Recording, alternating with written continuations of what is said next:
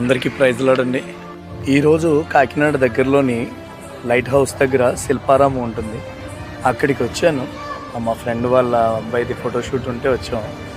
ఇక్కడ వీళ్ళందరిలో ఒక తండ్రి కొడుకుని చూశానండి. చాలా మంచిగా ఉన్నారు. ఆ తండ్రి కొడుకులంటే ఇలాగే ఉండాలి అనేలా ఉన్నారు.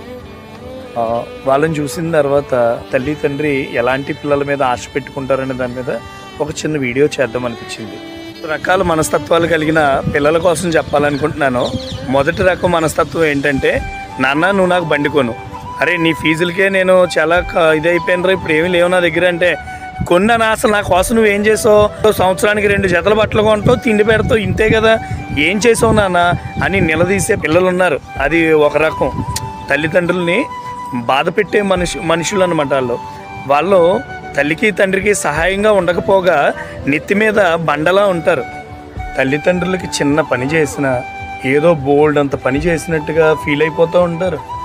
అలాంటి వాళ్ళని బట్టి తల్లిదండ్రులు ఏ ఆశలో పెట్టుకోలేరు. తల్లి తండ్రి పనికి వెళ్ళి వచ్చేటప్పటికి పిల్లలు ఇంటి దగ్గర వాళ్ళకి సహాయంగా ఉండాలి.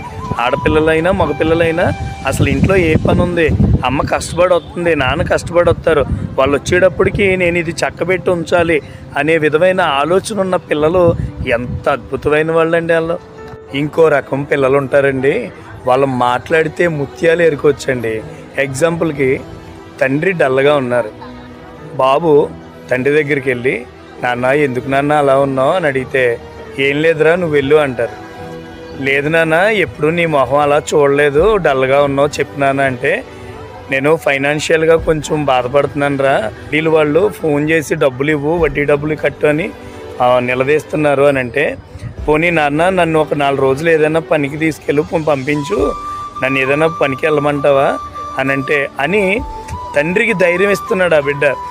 నన్ను ఏమైనా పనికి వెళ్ళమంటావా నాన్న, నీకు కొంచెం సహాయంగా తోడుగా ఉంటానంటే, అప్పుడు తండ్రికి తెలియని ధైర్యం అండి. అలాంటి పిల్లలు, నా బిడ్డ నాకున్నాడు, నాకు వీళ్ళు ఉన్నారు అనే ఒక ధైర్యం ఉంటుందండి.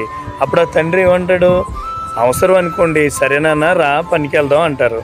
లేదనుకోండి వద్దు నాన్న నువ్వు చదువుకోనన్నా, నువ్వు వెళ్ళి కాలేజ్కి, నేను వెళ్తానమ్మా పనికి, ఒరే నీ కోసం నేను ఎంత కష్టపడినా తక్కువేరా నాన్న, నువ్వు వెళ్ళినానా, నువ్వు బాగా చదువుకో నాన్న అంటాడు తండ్రి. ఆ ధైర్యం ఇవ్వాలండి పిల్లలు.